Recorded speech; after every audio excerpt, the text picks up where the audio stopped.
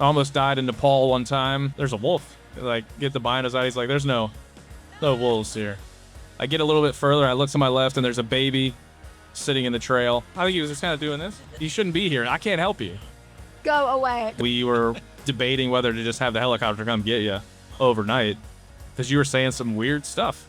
Round here we all thank heaven for God's grocery store. What about sketchy moments? I almost died in Nepal one time. Tell us. Hunting blue sheep. You want to hear that one? Do it. It's a long one. I used to work at Yeti and run hunting marketing for Yeti back in the day, and we had a ambassador by the name of Cole Kramer, who's a brown bear guide in Alaska. And part of our program was making Yeti films, and we wanted to make a film about Cole. And so I asked Cole, hey, what's your dream hunt? You've been around the world. He hunts brown bears on Kodiak Island for a living. He's a pretty badass fella. Yeah. And he said, I want to go to Nepal and hunt blue sheep. And I was like, what's that? What are those? He showed me a picture. I said, that looks pretty cool, but we're never going to be able to do that. Who would sign off on that? And he said, well, just ask. So I went to my boss at Yeti. I said, hey, Cole wants to do this hunt. Could we do a film about it? And he said, sure. And then you're like, oh, crap. Okay, I was like, I think I got to go to Nepal. Oh, no. And so that was January, and we went in March. I had like 2 months to prepare for this. And I could have never, I could have had 10 years. The Stairmaster just like whips out. I was doing like plyometrics. I didn't know what to do. I was like the Stairmaster at home. Like I thought shake weight, maybe it would work. And so we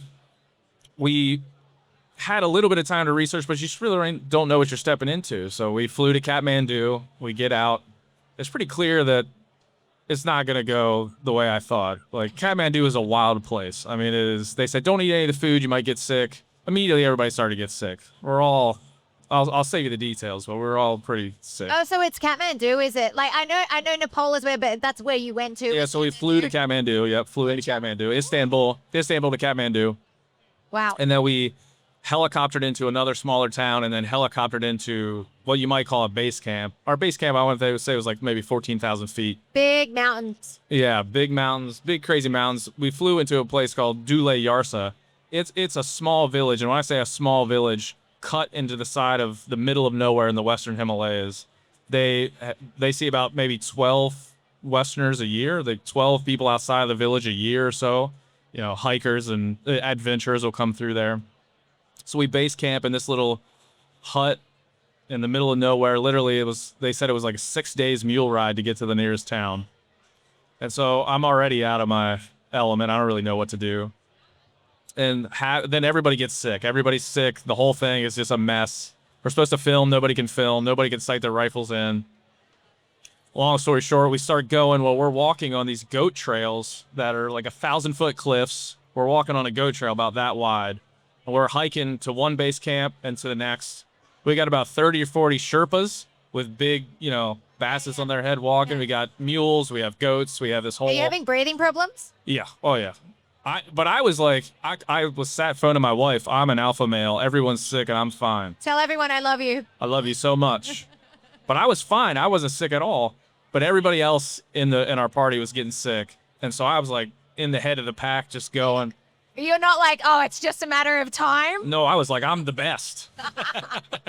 So we get up to this little spot. I mean, you can't even imagine what it looks like. I mean, it's mountains as far as the eye can see. It's the Himalayas. It's an amazing sight. There's a small temple where they stop to pray.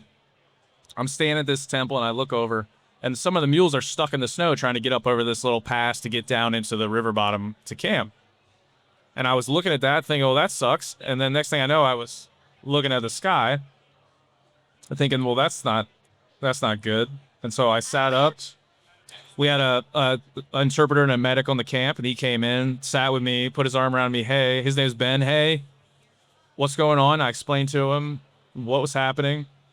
He said, we're going to try to get you to camp. We'll see if you can stand up. And I stood up, and it was not good. I was like, oh.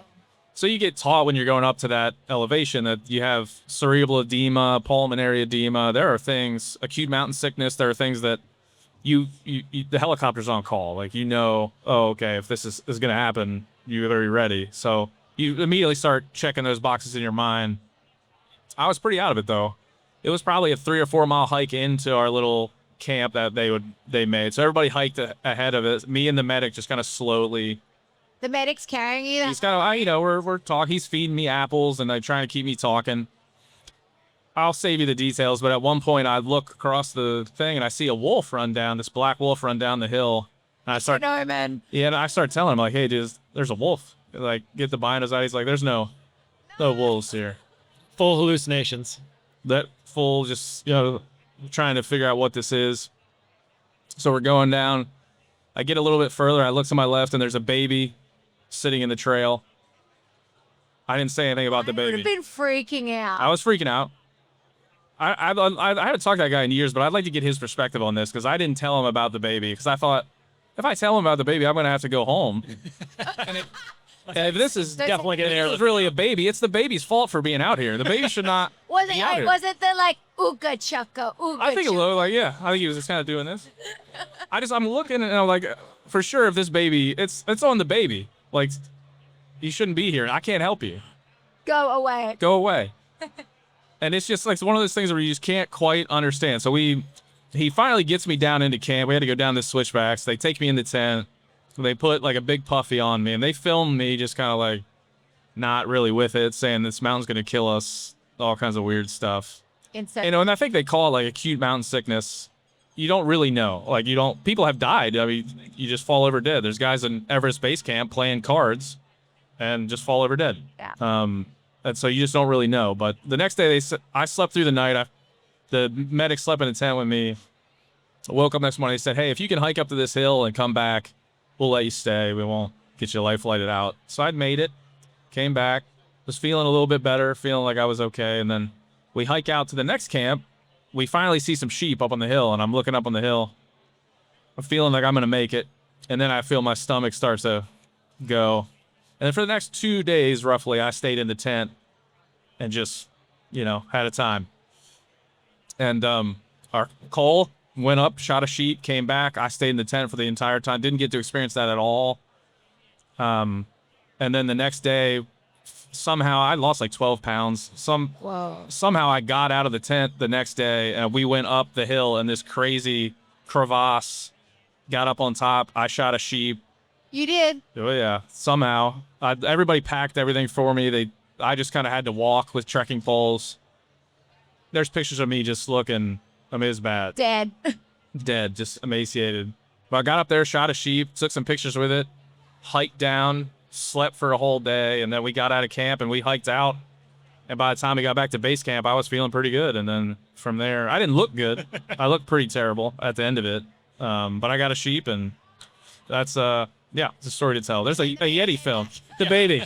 There's a Yeti film somewhere on it. It doesn't cover the baby. Insert like some clips of that in here now. Gosh. So essentially, like what everybody else had, you caught, but then plus all of like the vertigo, whatever it was on top of it. I think so, yeah. And I've asked other people that were on, because my recollection of it could be completely, the state I was in. I'm like, am I telling the story right? Like, is this, and I've gotten that's pretty much how it was. And we were debating whether to just have the helicopter come get you overnight, because you were saying some weird stuff.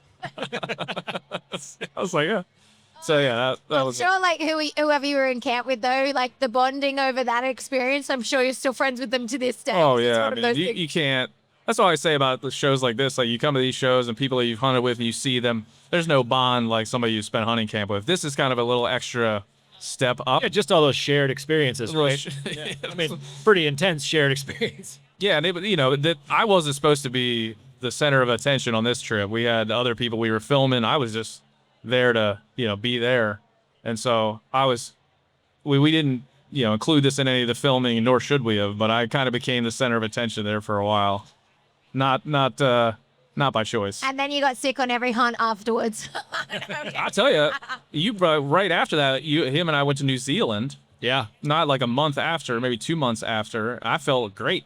Yeah. We were going up and down mountains of New Zealand. I thought It's a different type of mountain, though. Yeah, it's a different. It's Starting at elevation. sea level, Yeah. Different type of mountains. You got those Hobbit mountains in New Zealand. Yeah.